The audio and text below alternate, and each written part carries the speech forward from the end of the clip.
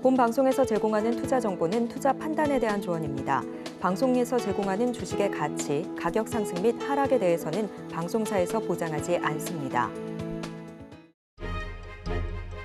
실시간 정보 브리핑입니다. 뉴욕 증시 차익 실현 매도의 하락 마감, 다우 1.29% 약세. 뉴욕 증시는 차익 실현 매물이 몰린 가운데 현지 시각 18일 내림세로 마감했습니다. 이날 시장에서는 대형 기술주 매도가 많았는데요. 투자자는 최근 크게 오른 기술주에서 차익을 실현한 뒤 빠져나가는 움직임이 감지됐습니다. 이 같은 기술주 움직임의 이탈은 전날 나스닥이 2.77% 급락하면서 급물살을 타며 2022년 12월 이래로 최악의 결과로 기록됐습니다. 다만 이날 매도세는 기술주에 한정하지 않고 광범위하게 나타났다고 CNBC는 전했습니다. 스파르탄 캐피털은 대형 기술주 하락과 조 바이든 미국 대통령의 재선 가도에 불확실성이 커지면서 매도세가 심화했다고 분석했습니다. 넷플릭스 2분기 구독자 800만 명 증가, 매출 가이던스 상향. 현지 시간 18일 넷플릭스는 2분기 실적을 발표하면서 전년 동기 대비 800만 명 증가한 유료 구독자 수를 발표하고 매출 가이던스를 상향했습니다. 넷플릭스에 따르면 매출은 작년 동기 대비 약 17% 증가했으며 이는 유료 회원수 증가에 따른 결과입니다. 분기 순이익은 44% 증가한 21억 5천만 달러로 예상치인 20억 6천만 달러를 상회했습니다. 넷플릭스는 매출 성장세가 기존 가이던스인 13에서 15%에서 14에서 15% 증가할 것이라고 밝혔습니다. 넷플릭스의 호실적에도 불구하고 이날 시간 외 거래에서 넷플릭스 주가는 1.57% 소폭 하락했습니다. 노바티스 올해 실적 전망 상향, 일부 약품 판매 호조. 노바티스는 신부전 및 기타 질병 치료에 사용되는 일부 최대 약품의 판매 호조에 힘입어 올해 두 번째로 올해 실적 전망을 상향 조정했습니다. 노바티스는 현지 시간 18일 4월 신부전 및 건선 치료제에 대한 높은 수요를 언급하며 핵심 영업이익이 낮은 두 자릿대에서 10%대 중반으로 성장할 것으로 예상하고 있다고 밝혔습니다. 또한 미국과 유럽, 중국에서 분기별 매출이 18억 9천만 달러에 달하며 순 매출은 높은 한 자릿수에서 낮은 두 자릿수 비율로 증가할 것으로 전망했습니다. 노바티스의 실적은 신부전 치료에 사용되는 엔트레스토 제제와 같은 주요 동인으로 인해 상승한 것으로 분석됩니다. 미국 SEC, 트럼프 미디어 5회 상장 과정서 허위 공시. 도널드 트럼프 전 대통령이 설립한 SNS 트루스 소셜의 5회 상장 과정에서 상장에 관여한 기업 인수 목적회사 대표가 사기성 행위와 허위 공시를 했다며 미국 증권당국이 그를 상대로 소송을 제기했습니다. 미 증권거래위원회는 현지 시간 18일 공개된 소장에서 패트릭 올란도 디지털 월드 애퀴지션 CEO가 트루스 소셜의 모기업인 트럼프 미디어 앤 테크놀로지 그룹에 합병할 밑그림을 이미 짰으면서도 그런 사실이 없다며 허위 공시를 했다고 밝혔습니다. SEC는 올란도 전 CEO가 허위 공시로 얻은 부당이익을 환수하는 것은 물론 민사상 벌금 부과와 함께 관련 업무 금지 명령을 내려줄 것을 법원에 요청했습니다.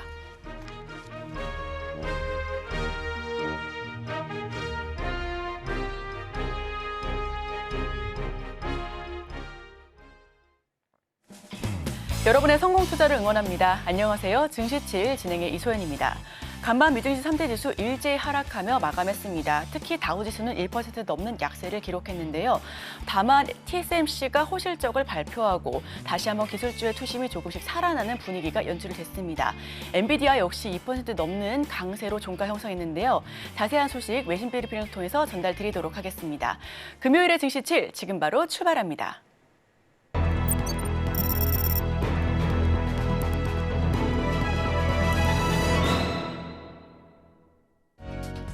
네, 복잡한 외신 이야기 쉽고 간편하게 전해드립니다. 증시 7일 외신 브리핑 오은비입니다.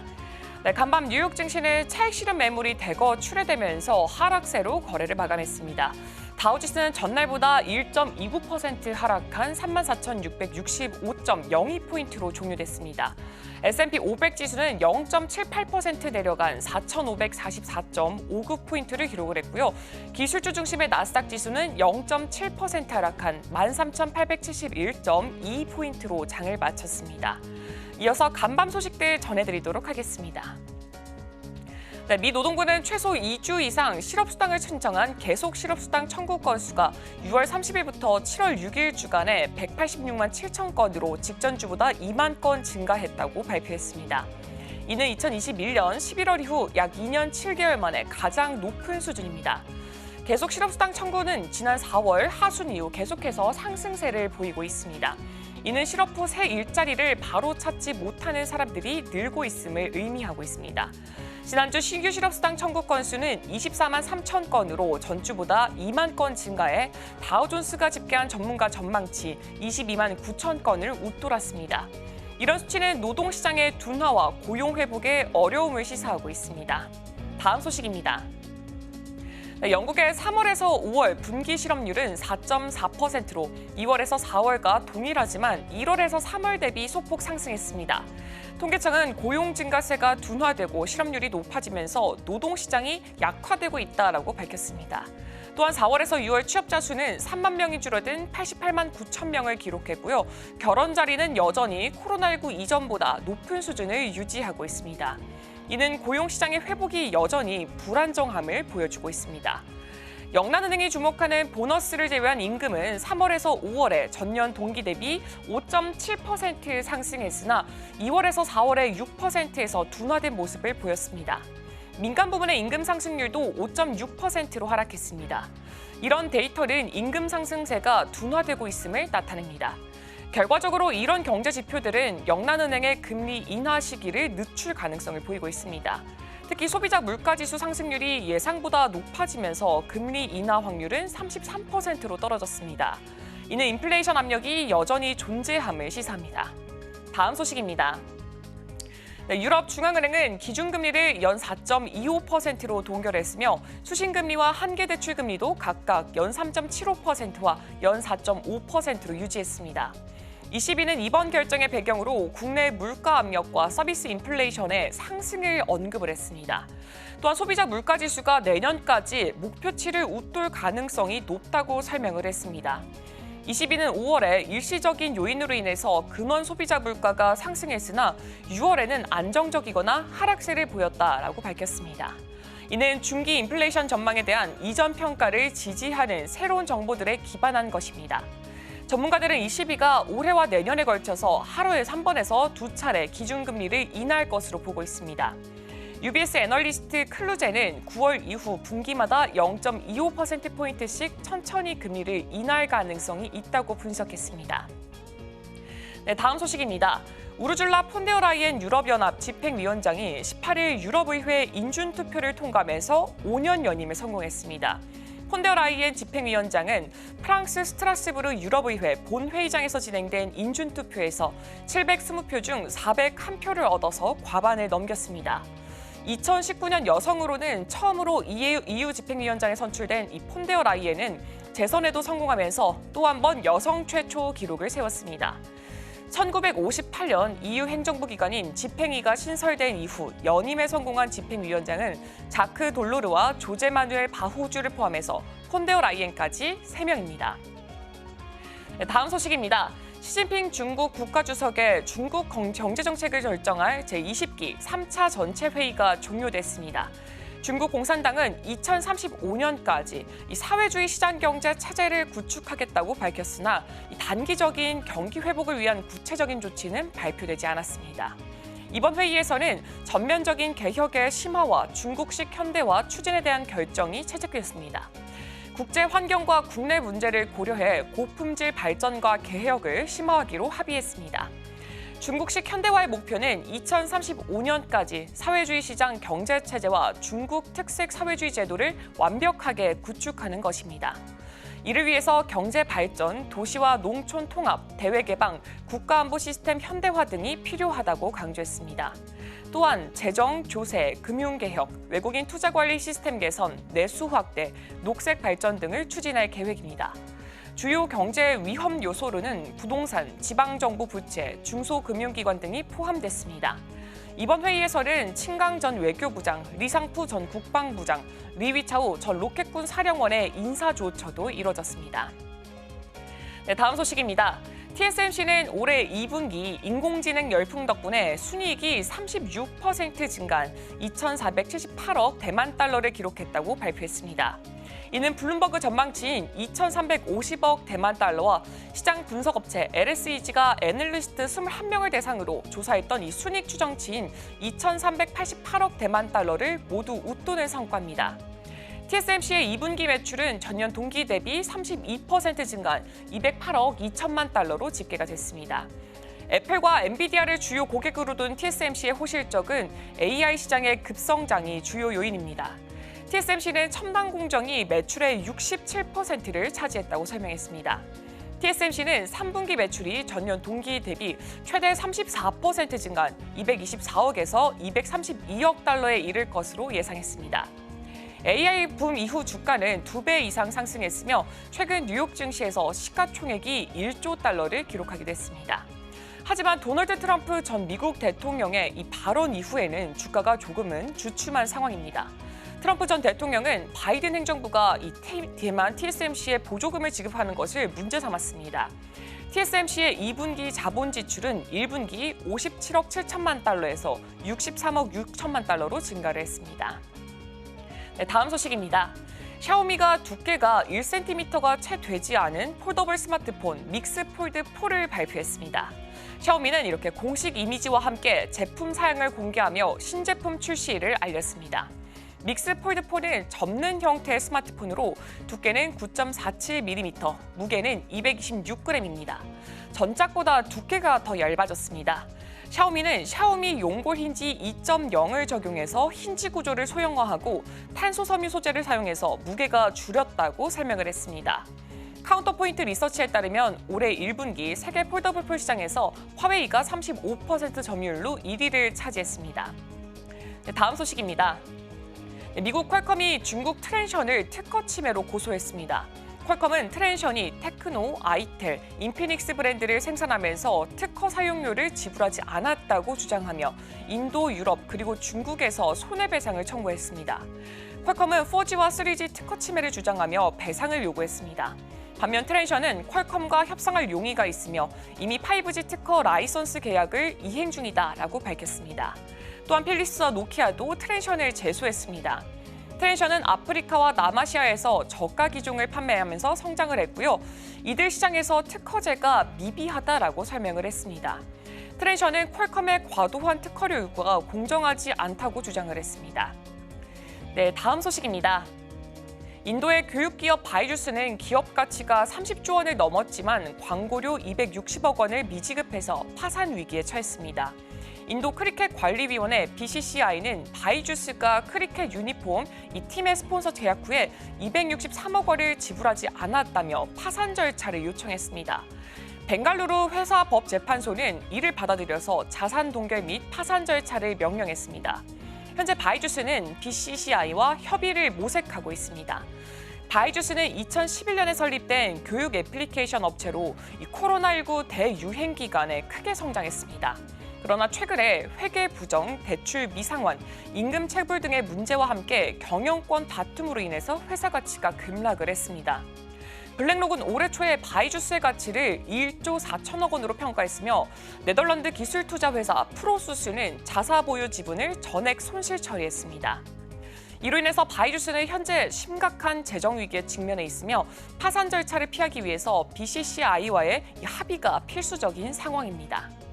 오늘 준비한 외신 소식은 여기까지입니다. 이어서 국내 소식과 더불어서 오늘의 일면에서 전문가들의 쇄주들까지 만나보시길 바랍니다.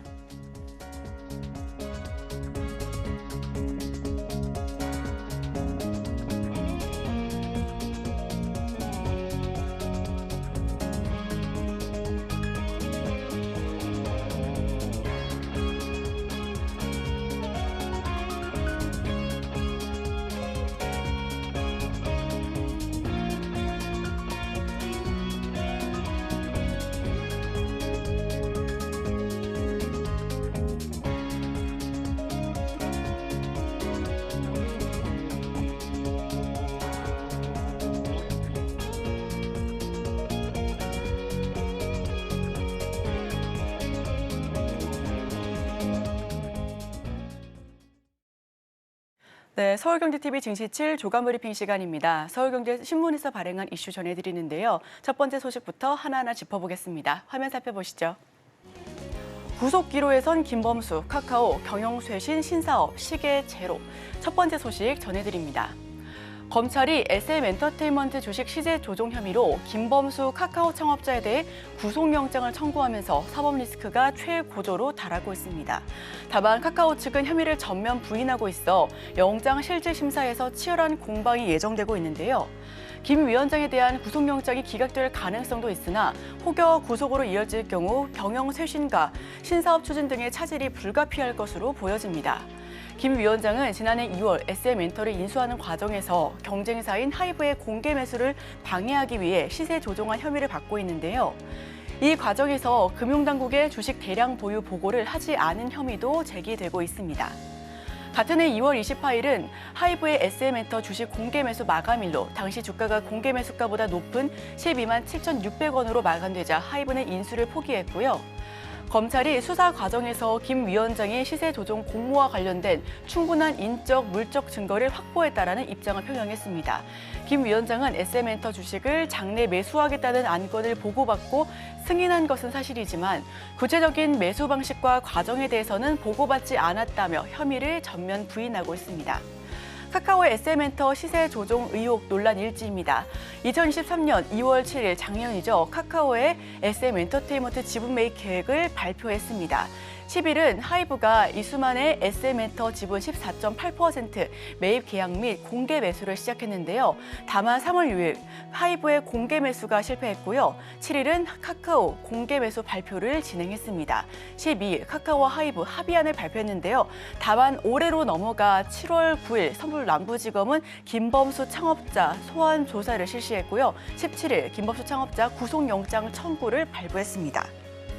SM엔터 주식 시세 조정 혐의를 받고 있습니다. 주식 대량 보유 미보고 의혹도 일고 있는데요. 김 위원장 측은 불법 행위가 없었다라고 선을 긋고 있습니다. CA 협의체 등 쇄신 차질의 우려가 빚고 있습니다. AI 신사업도 동력 상실을 불가피할 것으로 예상되고 있습니다. 다음 소식입니다. 녹십자 중국 사업자 날개 달았다. 화론제약의 제품 유통 맡기는 전략적 제휴. 녹십자 홀딩스가 홍콩 법인 지분 전량을 중국 국영기업인 화론제약그룹에 매각합니다. 주요 제품 유통을 맡기는 전략적인 제휴를 체결했는데요. 화론제약그룹은 중국의 전국적인 판매망을 보유한 중국 3대 제약사로 잘 알려져 있습니다. GC 자회사의 혈액제제 알부민과 혈우병 치료제 그린지네프 그리고 히알루로산 필러 등의 중국 판매를 담당할 예정이고요. 모두 중국에서 품목 허가를 마친 제품들로 이번 협약으로 본격적인 판매가 이루어질 것으로 전망됩니다. GC는 이번 지분 매각으로 유입된 자금을 그룹 계열사 재무구조 개선과 신약 연구개발 등에 집중 투입할 것을 계획하고 있습니다. GC는 홍콩 법인인 녹십자 HSK 홀딩스 지분 전량을 중국 화론제약그룹의 자회사인 화론보야바이오에 매각하는 주식 매매 계약을 체결했는데요. 면역 글로블린은 미국이, 알부민은 중국이 최대의 최고가 시장으로 잘 알려져 있습니다. 화론보야바이오는 GC 녹십자 웰빙의 히알루로산 필러의 중국 내 유통도 책임질 예정입니다. 중국 사업의 불확실성을 일시에 제거하고 재무적인 내실을 꾀할 수 있게 될 것으로 보여지고요. 미국과 함께 중국 시장을 통해 글로벌 도약을 이루어갈 예정입니다. 화론보야의 홍콩 법인 2,680억을 매각했습니다. 알부민 등 치료제 중국 수출 본격화할 것으로 보여지는데요. 재무구조 개선과 R&D에 집중적으로 투자할 것으로 보여집니다. 다음 소식입니다. 가격과 품질, 관리 노하우 먹혀 K원전 생태계 10년치 일감 챙겼다. 최근 정말 좋은 소식이 있었습니다. 한국수력 원자력이 15년 만에 한국형 원전 수출에 성공했다라는 소식이고요. 민관이 한 팀을 이루어 정해진 예산으로 적기에 시공한다는 온타임 온버짓을 내세운 한국의 승부수가 먹혔기 때문으로 풀이되고 있습니다. 건설 비용 마련에 골머리를 앓고 있던 체코 정부의 의중을 간파했고 다소 불리했던 외교전은 윤석열 대통령이 북대서양 조약기구 정상회의장을 원전 세일즈 무대로 활용하면서 극복했다라는 평가를 받고 있습니다.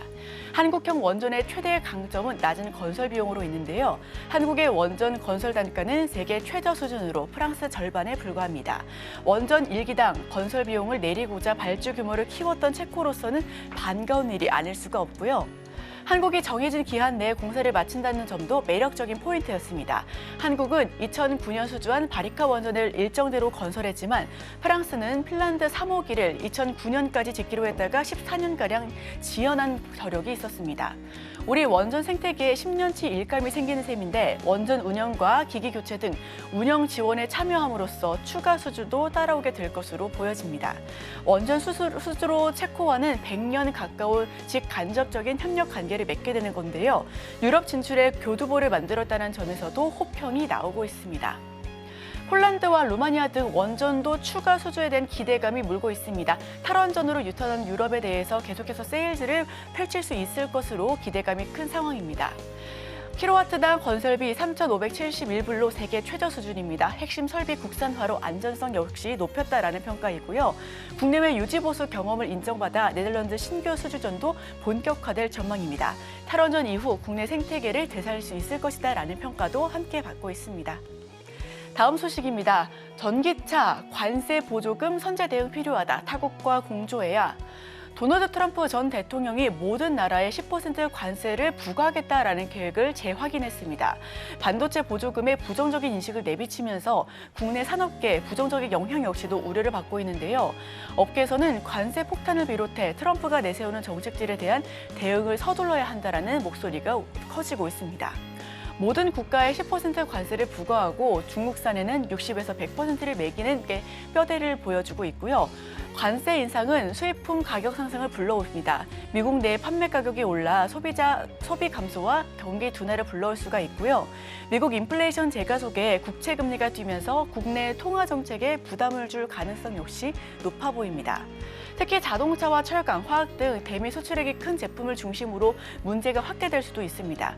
올해 상반기 대미 자동차 수출액은 전년 대비 29.8%나 급증한 바 있는데요. 자동차 부품까지 더하면 규모는 더 늘어날 것으로 전망되고 있습니다. 보조금에 대한 우려의 목소리도 높습니다. 미국이 TSMC에 수십억 달러의 보조금을 제공했으며 이에 대한 부정적인 입장도 다시 한번 표명했습니다. 보조금은 한국 기업들도 영향권 안에 있는데요. 미 상무부는 올해 4월 삼성전자에 대한 64억 달러 규모의 보조금 지원을 발표한 바 있습니다. 미국 정부는 반도체 첨단 패키징 분야에도 2조 원 이상의 보조금을 지원할 방침이었는데 인플레이션 감축법 축소도 마찬가지입니다. IRA의 혜택 규모가 축소될 경우 국내 자동차와 배터리 업계에 상당히 불리할 수 있다는 게 전문가들의 판단입니다. 국내 경제 영향에 적잖지 않은 영향을 미칠 것으로 보여집니다. 미국 인플레이션 감축법, 국채금리가 취소될 수 있을 것으로 보여지고요. 국내 통화 정책에도 부담이 될 거다라는 우려가 있는 가운데 정부는 다음 주 업계 CEO들과 면담을 할 계획입니다. 다음 소식입니다. 백조 공룡 탕생에 급한 불꺼 수율 개선과 제품 다양화는 숙제로 남아있다. SK그룹이 미래 먹거리로 키우고 있는 SK온을 살리는 쪽으로 결론을 지었습니다. 막대한 투자를 해온 데다 확보해놓은 수주 규모가 수백조 원이기에 전기차 수요의 일시적인 둔화 시기만 지나면 우뚝 설 수 있을 것으로 전망이 되고 있는데요. SK이노베이션과 SKENS의 합병은 그룹 리밸런싱의 첫 단추다라는 평가를 받고 있습니다. 합병으로 자산 규모 100조 원대의 초대형 에너지 기업이 탄생했는데 단 두 회사 모두 차입 부담이 큰 데다가 SK온에는 쏟아부어야 할 자금이 큰 만큼 재무구조 개선에 효과는 한계가 있다라는 전망 역시도 함께 나오고 있습니다. SK온이 IPO에 성공할 시 안정적인 성장 궤도에 오를 수도 있고요. 하지만 합병이 SK온의 근본적인 재무 문제를 해결하기에는 한계가 있다라는 것도 설명이 되고 있습니다. 10개 분기 연속 적자를 내고 있는 SK온은 누적 적자가 2조 5,876억 원에 달하고 있는데요. 흑자 전환 시기가 늦어지는 가운데 설비 투자 부담은 여전한 상황입니다. SK온의 매출과 영업 손실 추이입니다. 2023년 2월 영업이익은 1,322억 원 매출 손실을 발표한 바 있고요. 3분기와 4분기 그리고 올해 1분기 역시 영업 손실이 점점 더 커지고 있는 상황입니다. SK이노베이션과 SKENS의 주요 현황도 살펴보시면요. 주요 사업과 매출, 영업이익 그리고 자산 규모로도 따져봐야 할 부분이 아직까지는 숙제로 남아있는 상태입니다. 세전이익 변동폭 66%로 대폭 축소했습니다. SK온에는 매출 49조 4회사가 붙여졌고요. 하반기부터 성장 궤도 진입에 대한 기대감 역시 있습니다. 캐즘 지속에 추가 투자만 수조 원에 이르고 있는데 후발주자로 경쟁력 확보도 시급하다라는 게 판단입니다. 네, 제가 준비한 소식은 여기까지입니다. 계속해서 오늘의 일면을 통해 전문가와 수혜주까지 찾아보도록 하겠습니다. 저희와 끝까지 함께 하시죠.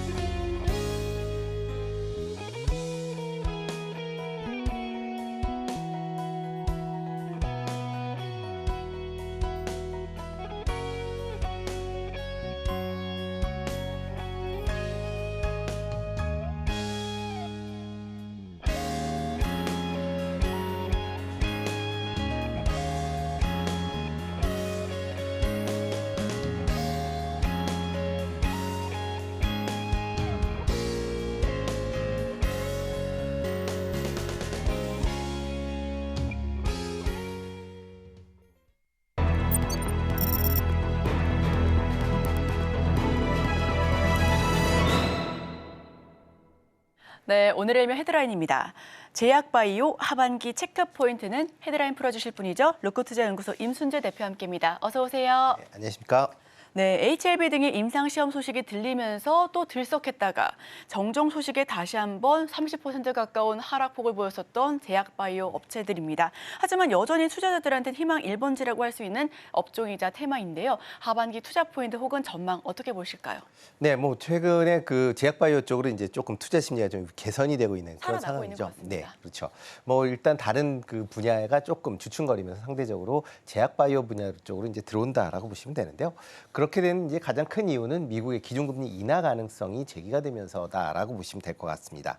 뭐 미국의 기준금리가 인하가 된다라고 하게 되면 상대적으로 투자 비용이 많이 들어가고 있는 성장 기술주가 상대적인 혜택을 볼 수 있다라는 그런 이제 기대감이다라고 보시면 될 것 같습니다. 최근 뭐 미국의 경제 지표나 그다음에 미국 연준의 위원들의 여러 발언들을 종합해 본다라고 하게 되면 아마 조만간에 금리 인하를 할 가능성은 상당히 높다라고 보여집니다. 뭐 7월달 FOMC 회의가 말일날 있긴 하지만 7월보다는 9월달에 이제 기준금리 인하 가능성을 좀 더 키웠다라고 보시면 될 것 같고요. 뭐 CME 패드워치 같은 경우에는 지금 9월달 기준금리 인하 가능성을 96%로 잡을 만큼 기준금리를 인하할 것이다라는 그런 이제 시장 반응이다라고 보시면 될 것 같고요. 올해 뭐 지금 9월, 11월, 그다음에 12월에 추가적으로 기준금리를 인하하지 않겠느냐라는 그러한 이제 베팅이 좀 더 확대되고 있는 그런 상황입니다. 그러다 보니까 상대적으로 이런 그 제약 바이오 쪽으로 좀 더 관심이 많았다라고 보시면 될 것 같고요. 이와 더불어 최근 들어 이제 각 기업들의 그 신약 물질이나 뭐 플랫폼에 대한 기술 수출 얘기들이 많이 나오고 있고요. 이와 더불어 FDA 승인 관련된 이슈도 이슈 기대감으로 이제 바이오 섹터가 전반적으로 좀 분위기가 좀 살아났다라고 보시면 될 것 같습니다. 뭐 최근에 뭐 시장 전체적으로 보면 뭐 비만 치료제나 뭐 ADC, 뭐 면역 항암제, 뭐 알츠하이머, 뭐 이러한 뭐 다양한 약에 대해서 시장에서 관심 사항들이 많이 있다라고 보여지고요. 뭐 국내에서도 관련된 기업들의 주가가 좀 출렁거리고 있고요. 특히 뭐 ADC 관련돼서는 관련된 기술 수출에 대한 얘기들이 많이 나오고 있는 그런 상황이다라고 보시면 될 것 같고요. 이와 더불어 이제 미국 FDA 승인에 관련된 이슈도 여전히 상존하고 있다라는 겁니다. 뭐 HLB가 조금 전에 앵커도 말씀하셨듯이 FDA 승인 관련돼서 이제 뭐 한번 이제 물 먹었죠. 네. 물 먹고 나서 이제 9월이나 10월 달에 재승인을 신청을 하겠다라고 지금 얘기가 나오면서 다시 주가가 반등하는 그런 이제 모습을 좀 보였다라고 보시면 될 것 같고요. 이와 더불어 이제 유한양행이 이제 기술 수출한 렉나자에 대해서도 올 8월 말까지 미국 FDA 승인 여부가 결정이 될 것이다라는 그런 기대감으로 최근에 유한양행의 주가도 비교적 강한 그런 흐름세를 같이 이어가고 있다라고 보시면 될 것 같습니다. 여기에 또 이제 미국의 생물보안법에 대한 이슈가 이제 또 얘기가 나오면서 CDMO 관련된 기업들도 주가가 좋은 그런 모습세가 이어가고 있다라고 보시면 될 것 같습니다. 이와 더불어 이제 이런 제약바이오 기업들의 2분기 실적도 비교적 좋은 그런 모습세를 좀 이어갈 것이다라는 기대감이 나오고 있습니다. 특히 해외 매출 비중이 높은 그런 기업 중심으로 일단 실적이 좋아질 것이다라고 지금 예상이 되고 있는 그런 상황이고요.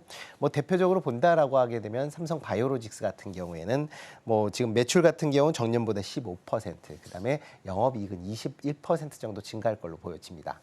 뭐 셀트리온 같은 경우도 해외 매출 부분이 특히 이제 램시마 SC 관련돼서 유럽 관련된 매출이 증가할 것이다라는 기대감으로 작년보다 한 50% 정도 증가할 걸로 예상이 되고 있고요. 대신 이제 영업이익은 작년에 셀트리온 헬스케어와의 합병 관련된 그런 여파로 인해서 올해는 한 60% 정도 감소할 걸로 보여지는데요. 아마 이런 문제는 뭐 그 합병 여파가 어느 정도 이제 마무리되는 올해 하반기 정도 되면 많이 줄어들 가능성은 있다라고 보여집니다. 그 외에 뭐 유한양행이나 종근당, 한미약품, 뭐 대웅제약 전체적으로 이제 매출이 좀 상승할 걸로 그렇게 예상이 되고 있고요. 뭐 한미약품 같은 경우는 최근에 M&A 이슈, 뭐 경영권 분쟁 관련된 이슈는 있지만 영업 측면에서 보면 상당히 좀 개선되는 그런 모습을 보일 수 있다라고 생각을 하고 있습니다. 네, 미국의 금리 인하 가능성 속에 성장 기술주에 대한 관심 역시 뜨거워지고 있습니다. 제약바이오 역시 금리 인하 수혜주로 분류가 되고 있는데요. 뿐만 아니라 미국의 생물보안법 제정 그리고 CDMO 기업에 대한 수혜 기대감 역시 함께 살아나고 있는 모습입니다. 그래서인지 투심 역시도 살아나고 있고요. 자, 여기서 세부적으로 봤을 때 아까 말씀해 주셨던 비만 치료제 쪽으로 조금 더 봐야 될지 아니면 ADC 쪽으로 조금 더 봐야 될지 다른 쪽을 조금 더 눈여겨봐야 될지 어떤 부분을 조금 더 주목해야 될까요? 네, 일단 뭐 제약바이오 관련돼서 계속 좀 순환배가의 형상이 좀 움직이는 그런 모습들을 좀 보이고 있습니다. 그래서 어떠한 뭐 한 섹터가 시장을 주도한다라고 보기는 어려울 것 같고요. 각 이제 세부 섹터마다 서로 이제 약간의 이제 순환매가 있다라고 보시면 될 것 같습니다. 그중에서 이제 관심 있게 보는 건 비만 치료제. 뭐 상대적으로 이제 비만이다라고 하게 되면 뭐 많은 분들의 이제 화두가 이제 되다 보니까 이런 이제 비만 치료제에 대한 관심들이 많아진다라고 보시면 될 것 같습니다. 특히 이제 비만 치료제 같은 경우에는 단순히 이제 살을 뺀다라는 측면에서 최근에는 이제 이 살을 빼면서 여러 가지 이제 건강 문제가 이제 개선된다라는 측면에서 뭐 만병통치약 같은 그런 이제 효용성이 이제 확대되고 있다라고 보시면 될 것 같고요. 그러다 보니까 이제 비만 치료제에 대한 관심 사항이 좀 더 확대되고 있다라고 보시면 될 것 같습니다. 뭐 대표적으로 뭐 일라이릴리나 노보노디스크가 이제 대표적인 이제 비만 치료제를 이제 만들고 있지만요. 이 외에 여러 이제 기업들도 최근에 이제 다양한 형태의 비만 치료제에 대한 개발을 이어가고 있는 그런 상황입니다. 뭐 최근에 이제 로슈 같은 경우에도 경부형 지금 비만 치료제에 대해서 이상이 지금 진행이 됐다라고 얘기할 만큼 많이 진행이 되고 있다라고 보시면 될 것 같고요. 뭐 국내 기업이 뭐 이런 비만 치료제를 직접적으로 신약을 개발하기는 좀 어려울 걸로 보여지고요. 그보다는 이제 글로벌 제약이 하지 못하는 그런 틈새 시장을 이용한 기술 수출이 대부분을 이룰 가능성은 상당히 크다라고 보여집니다. 뭐 대표적으로 본다라고 하게 되면 지금 뭐 국내 같은 경우에 가장 큰 여러 가지 이제 비만 치료제에 관련된 뭐 그 처방 방법이 있는데요. 뭐 1회 주 1회 그러니까 피하 주사를 이제 놓는 그러니까 기존 방식과 거의 유사한 그런 방법이긴 하지만 피하 주사의 횟수를 좀 줄인다라는 개념이고요. 뭐 한미 약품이나 HK 인노엔 동아 ST가 관련된 그런 이제 기술력을 갖고 있다라고 보시면 될 것 같고요. 특히 이제 한미 약품 같은 경우에는 뭐 경영권 관련된 이슈는 있지만 국내에서 가장 그 비만 치료제에 관련돼서 기술력이 앞서 있는 그런 회사로 인식이 되고 있습니다. 그런 관점에서 본다라고 하게 되면 비만 치료제 하면 한미약품을 좀 한번 생각을 해보실 필요가 있다라고 보여지고요. 이 외에 최근에 이제 시장에서 주목을 받았던 게 장기 지속형 치료제입니다. 그러니까 보통 이제 저희가 이게 비만 치료제를 보면 거의 매일 이제 피하의 주사를 이제 맞으셔야 되는데요. 이런 거를 좀 더 편안하게 하기 위해서 한 달에 한 번 정도 이제 주사를 맞는 그런 이제 그 처방이 된다라고 하게 되면 일단 투약자 입장에서는 상당히 뭐 사용 방법이 개선된다라고 보시면 될 것 같고요. 대표적으로 이제 펩트론이나 인벤티지랩이 관련된 분야에서 지금 좀 두각을 나타내고 있다라고 보시면 될 것 같습니다. 이와 더불어 뭐 최고형 경구형 이제 비만 치료제 관련돼서 일동제약이나 그다음에 삼천당 제약 같은 경우는 시장에 좀 주목을 받고 있다라고 보시면 될 것 같고요. 최근 들어서는 이제 마이크로 니들이다라고 해서 패치형으로 해서 이제 직접 살에 붙이는 그런 형태의 그런 패치가 최근에 이제 개발이 이제 연구 개발이 진행 중에 있습니다. 대표로 뭐 대웅제약이나 라파스가 그런 해당 종목이다라고 보시면 될 것 같습니다. 네, 비만 치료제에 대한 관심은 지속적으로 필요해 보입니다. 또한 글로벌 제약사에 기술 수출하는 기업 역시도 주목해 볼 필요가 있어 보이고요. 장기 지속형 주사제 그리고 마이크로 니들 패치 역시도 앞으로 계속해서 하반기 내내 주목해 볼 만한 포인트로 짚어보겠습니다. 자, 그럼 TPD, 표적 단백질 분해 기술 개발이 주목을 받고 있습니다. 오름 테라퓨틱스는 1조 3천억 원 규모의 기술 이전도 성공했고요. 유한양행이나 제넥신, SK바이오팜도 파이프라인 개발에 박차를 가하고 있다는 소식이 역시나 들려오고 있습니다.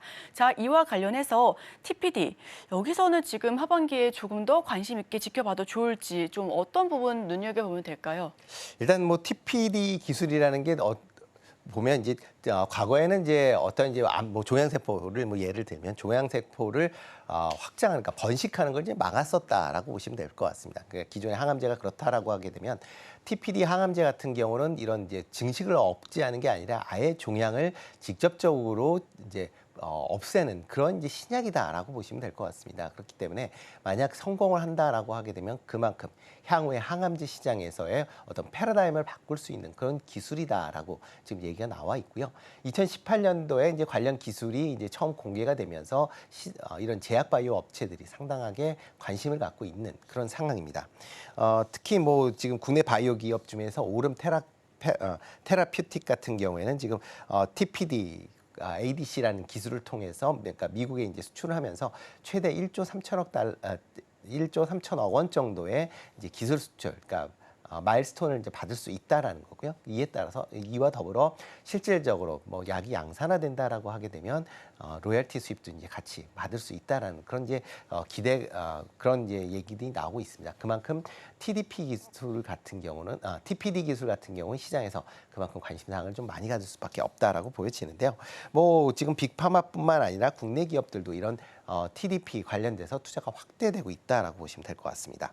특히 지금 TDP 관련돼서 가장 앞선 회사가 미국의 아비나스라는 그런 회사입니다. 아비나스 같은 경우에는 지금 관련된 이제 특허를 통해서 2021년도에는 화이자에 20억 5천만 달러의 이제 유방암 관련된 그런 TPD 관련된 기술을 이제 라이센스, 그러니까 기술 이전을 하면서 수익을 받았고요. 그리고 최근에는 노바티스의 전립선암 관련돼서 한 10억 달러 정도의 이제 기술 수출을 기술 라이센스 계약을 했다라고 보시면 될 것 같습니다.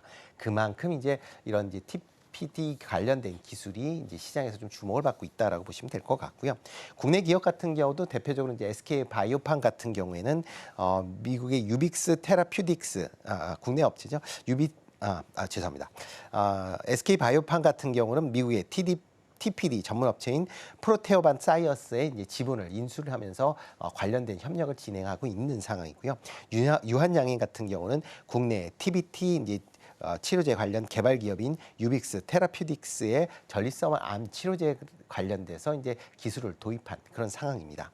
이와 더불어 뭐 대웅제약이나 삼진제약 같은 경우도 핀 테라퓨틱스와 협력을 통해서 이렇게 TDP 관련돼서 기술을 이제 확보하고 있는 그런 상황이다라고 보시면 되는데요.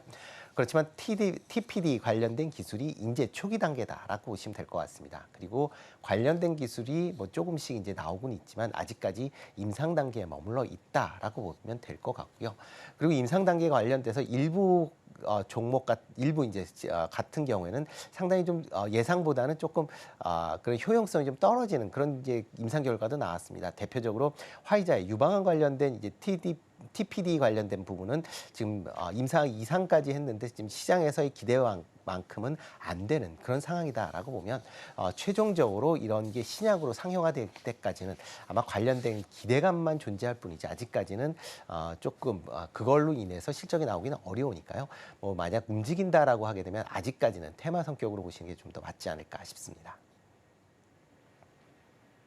네, TPD가 성공만 하게 된다면 정말 이 시장의 패러다임을 바뀔 수 있다라고 하는 말씀까지도 덧붙여 주셨습니다. 여기에 더해서 제약바이오 하면 기술 이전 이야기를 빼놓고 말할 수가 없는데요. 특히나 삼성바이오로직스 같은 경우에는 CDMO를 이끌고 있다라고 해도 과언이 아닙니다. 이 전망 역시도 밝게 보이는데 여기서들 관련주들의 흐름과 전망은 어떻게 보실지 한번 더 여쭤보겠습니다. 네, 뭐 국내 기업들이 뭐 신약을 개발할 수 있으면 가장 좋겠죠. 네. 그렇지만 국내 여건상이나 그다음에 이제 이게 신약을 개발하기 위해서는 상당히 많은 자금이 들어가고 오랜 시간이 걸립니다. 그래서 이제 국내 업체들 입장에서 보면 신약을 최종적으로 만들기보다는 뭐 임상이 1상이나 2상 정도 끝날 때 글로벌 빅파마에 관련된 기술 수출을 하는 것이 기업 입장에서 보면 상당히 좀 가장 현재 상황으로는 가장 현명한 선택이 아닌가라는 생각을 해보고 있고요. 뭐 그런 관점에서 기술 수출 관련된 기업들은 여전히 관심 있게 좀 보셔야 되지 않을까 싶습니다. 뭐 올 상반기에 국내 그 제약바이오 업체의 기술 수출 건은 총 8건이 있었고요. 그다음에 금액으로는 4조 6천억 정도의 이제 계약을 했다라고 보시면 될 것 같습니다. 이 금액은 뭐 작년 대비로 해서 한 60% 증가하는 그런 모습을 보였습니다.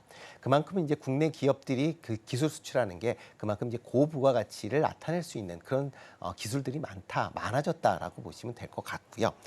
특히 이제 선급금 규모가 많습니다. 그러니까 선급금이라는 거는 나중에 기술 수출을 했다가 기술 수출이 뭐 이제 취소가 돼도 이제 돌려주지 않는 금액인데요. 그런 금액이 많아졌다라고 보면 그만큼 이제 이런 기술 수출하는 입장에서 봐도 좋다라고 보시면 될 것 같습니다. 특히 이제 이런 이제 기술 수출한 이후에 이제 주가가 좀 강한 반등세를 좀 보였습니다. 물론 일부 종목 같은 경우는 반등했다 다시 이제 제자리를 찾는 경우도 있고요. 뭐 알테오젠 같은 경우는 수출 발표한 이후에 지금 주가가 꾸준히 상승할 만큼 좋은 그런 이제 주가 흐름을 보이는 경우도 있으니까 기술 수출에 대해 하고 그다음에 그 기술 수출이 어떤 것인지도 같이 확인하시면서 투자하셔야 되지 않을까라는 생각을 해보고 있고요. 이와 더불어 이제 CDMO 관련된 부분도 같이 좀 주목을 해 보셔야 되지 않을까 싶습니다. 뭐 CDMO 관련돼서 글로벌 빅파마들이 국내 바이오 시밀러 관련된 많은 이제 그런 이제 위탁 그 생산을 요청하고 있는 그런 상황이고요. 뭐 대표적으로 뭐 삼성 바이오로직스 같은 경우는 지금 제4 공장까지 거의 뭐 꽉 차 있는 상황이고 지금 제5 공장에 대해서도 주문을 받고 있다라고 얘기할 만큼 계속 그 매출 성장세가 이어질 수 있다라고 보시면 될 것 같습니다. 이와 더불어 이제 미국의 뭐 생물보안법과 관련돼서 지금 중국 이제 바이오 업체를 규제한다라고 하게 되면 상대적으로 기술력이 있고 그다음에 가격도 뭐 가성비가 높은 국내 CDMO들 기업들의 그만큼의 반사 이익이 기대가 되기 때문에 그런 점도 같이 좀 주목을 해 보신다라고 하게 되면 아마 CDMO 관련된 기업들도 하반기 이후에 실적 측면에서 상당히 개선되는 모습이 보이지 않을까 싶습니다. 네, 자 그렇다면 3분기에 우리가 어떤 종목을 담아봐야 수익을 극대화할 수 있을지 바로 탑픽 종목 여쭤볼게요. 네, 뭐 첫 번째로 보면 이제 유한양행 관심 있게 좀 보시면 좋을 것 같습니다. 뭐 유한양행 같은 경우는 뭐 렉나자에 대한 승인 이슈가 이제 계속 지금 남아 있는 그런 상황이고요. 아마 8월 말까지 뭐 FDA 승인 여부가 이제 결정이 될 걸로 보여집니다. 이게 뭐 지금 신청한 게 유한양행이 신청한 건 아니고요. 미국의 이제 기술을 이제 받아들인 얀센에서 지금 하고 있는 그런 상황이다라고 보시면 될 것 같고 상대적으로 이제 FDA 승인 가능성을 높였다라고 보시면 되겠습니다. 이와 더불어 이제 알레르기 치료 관련된 물질도 지금 임상 1A상을 진행을 해서 긍정적인 이제 발표를 했다라고 보시면 될 것 같고요. 뭐 비만 치료제 관련돼서도 이제 마쉬라는 이제 비알코올성 지방간 치료제, 그러니까 관련된 이제 치료제가 최근에 비만 치료제로서의 각광을 받고 있기 때문에 그런 이제 기술을 갖고 있다라는 것도 같이 주목해서 보시면 좋을 것 같습니다. 이와 더불어 이제 국내 여러 이제 바이오 벤처 기업들과 오픈 이노베이션을 통해서 다양한 이제 신약 파이프라인을 지금 확보하고 있다라는 것도 향후에 성장성이 계속 이어질 가능성 충분히 있다라고 생각을 하고 있습니다. 그리고 두 번째는 이제 삼성 바이오로직스입니다. 뭐 국내 CDMO 시장의 1등이고요. 글로벌 측면에서 보면 수위에 있는 그런 기업이다라고 보시면 될 것 같습니다. 특히 이제 지금 5공장에 대한 이제 투자가 확대가 될 만큼 지금 시장 계속 향후에 이제 매출 성장세가 이어질 수 있으니까 그런 점을 같이 주목해서 보시면 어떨까 싶습니다. 네, 해당 종목들 이야기 잘 들어봤습니다. 지금까지 루크투자연구소 임순재 대표와 함께했습니다. 오늘 말씀 고맙습니다.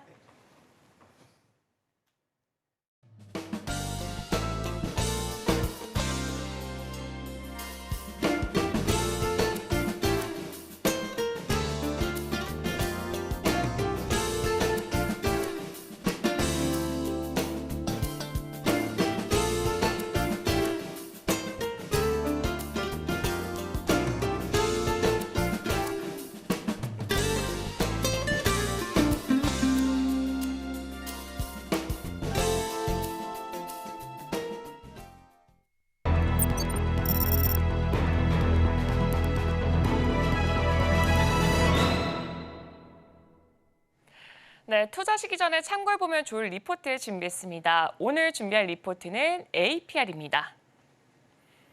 네, 유한타증권에서는 한마디로 이제는 글로벌 홈뷰티다 이렇게 한마디로 표현을 했습니다. 지금 차례차례 살펴보면 일단은 동사 같은 경우에는 2월 27일에 신규 상장한 정말 따끈따끈한 종목으로 볼 수가 있습니다.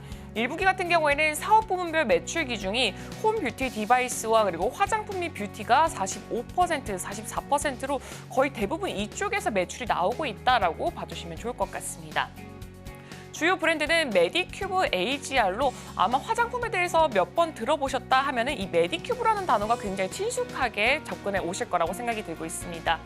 부스터 프로와 부스터 힐러라는 이 대표적인 홈 뷰티 디바이스 제품을 출시하고 있고요. 이 왼쪽에 보이고 있는 게 부스터 프로, 그리고 오른쪽이 부스터 힐러로 굉장히 비슷하지만 다른 기능을 가지고 있는 홈 뷰티 디바이스입니다. 현재 이게 ADC에서 기술 개발을 진행하고 있고 APR 팩토리에서 생산까지 이루어지고 있습니다. 네, 화장품 부문에서는 이 메디큐브, 에이프릴 스킨, 포멘트 등 이 다양한 브랜드를 운영하고 있고요.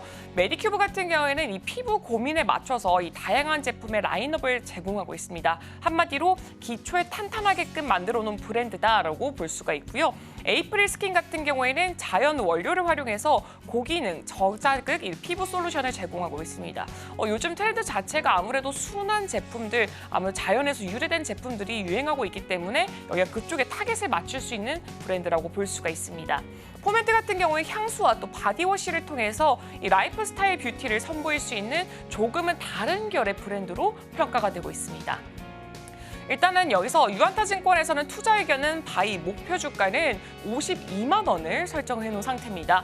APR 같은 경우에는 이 디바이스 국내 시장 점유율 부문에서 1위를 유지하고 있고 바로 전전거래까지만 하더라도 이렇게 뷰티 업종들이 강세를 띈 만큼 앞으로 정말 좋은 전망이 보인다라고 평가가 되고 있습니다. 글로벌 매출 성장과 또 수익성 개선까지 기대가 되고 있고 이런 점을 고려를 했을 때 향후 주가 상승 여력이 충분히 있다라고 판단한 결과입니다. 네, 일단 투자 포인트부터 하나씩 살펴보도록 하겠습니다. 첫 번째 투자 포인트는 시장 지배력 극대화와 또 글로벌 도약입니다. 그중에서도 일단 시장 점유율부터 한번 살펴보자면 APR 같은 경우는 국내 홈뷰티 디바이스 시장에서 현재 압도적인 1위를 차지를 하고 있습니다. 점유율은 2023년 기준 했을 때 약 32%로 다양한 디바이스 시장에서도 무려 3분의 1이 조금 미치는 그런 영향을 보여주고 있고요. 또 강력한 브랜드 팬덤 자체가 보유가 되고 있는 브랜드입니다. 네, 임상 R&D부터 또 제조 생산까지 밸류체인이 현재 다 통합이 되어 있는 상태고요. 기술력, 원가, 경쟁력 확보까지가 되어 있습니다. 국내 경쟁 브랜드로는 LG전자의 프라일이라는 브랜드가 있고요. 동국제약, 센텔리안 등이 있으나 이 상위권 브랜드 매출액이 1,000억 원에 미치지 못할 만큼 이렇게 APR 자체가 워낙 크게 자리하고 있는 시장입니다. 다음으로는 글로벌 시장 공략에 대해서 한번 알아보도록 하겠습니다. 이 강력한 브랜드력을 바탕으로 해서 해외 시장에서도 확장을 용이하게 현재 진행이 되고 있습니다. 미주 시장 확대뿐만 아니라 유럽, 베트남까지 이렇게 신규 국가로의 진출을 통해서 글로벌 시장 점유율을 계속해서 높이고 있습니다. 그동안은 조금 미국에서 한정되어 있다 치면은 이제 유럽 그리고 더 남아가서 이 동남아시아까지 계속해서 고객을 증가하고 있다라고 보면 좋을 것 같고요. 또 국내에서는 메디큐브의 기능성 화장품 광고 굉장히 많이 나오고 있죠. 그리고 김희선을 모델로 한 이 스타 마케팅을 통해서 브랜드 인지도 자체를 굉장히 높여가고 있는 상태입니다. 그리고 기술 투자와 또 빠른 후속 제품 출시를 통해서 경쟁력을 계속해서 우위를 유지하게끔 현재 동사는 활동을 하고 있습니다. 지금 이렇게 살펴보시면 2023년 같은 경우에는 이렇게 스킨케어 시장 내 비중이 1.7%에서 2030년 같은 경우는 10%까지 올라갈 것이라는 전망 거의 10배 가까이가 훌쩍 올라가고요. 국가별 홈 뷰티 디바이스 시장 규모에서 미국 같은 경우에는 9.7조 원을 이제 달성을 할 만큼 굉장히 높게끔 이렇게 수요가 분포가 되어 있는 상황입니다. 다음으로는 글로벌 쇼핑 플랫폼 이렇게 확장 전략을 한번 살펴보도록 하겠습니다. 그중에서도 이 글로벌 시장 공략 한번 살펴보자면 이 자사몰 확장을 통해서 이 다양한 채널로의 진출을 현재 모색하고 있는 부분이 포인트가 되고 있습니다. 24년 자사몰 매출 비중이 56% 절반 이상으로 전망이 되고 있고요. 수익성도 좋을 뿐만 아니라 소비자 충성도까지 높기 때문에 한마디로 일석이조다라고 보면 좋을 것 같습니다. 그리고 자사몰 위주의 채널 확장에서 벗어나서 이 실리콘2와 협업까지 진행이 되고 있어서 이 중국 라이브 커머스를 통해서 확장까지 계획이 되고 있는 만큼 국내뿐만 아니라 해외에서도 탄탄한 브랜드라고 봐주실 수가 있습니다. 오늘 제가 준비한 리포트는 여기까지입니다. 다음 추가하실 때 한번 참고해보시면 좋을 것 같습니다.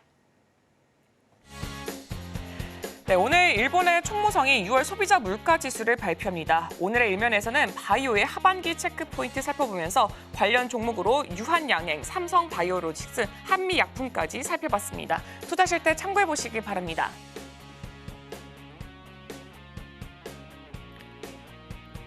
네, 저희가 방송 중에 제공해드린 정보는 투자 판단에 대한 참고 자료일 뿐이고요. 해당 종목의 가치 또는 수익률을 보장하지는 않습니다. 잠시 후 증시팔이 방송됩니다. 저희가 계속해서 10시까지 쭉 이어나가니까요. 함께 인사이트를 얻어가시길 바랍니다. 함께해 주신 여러분 오늘도 고맙습니다.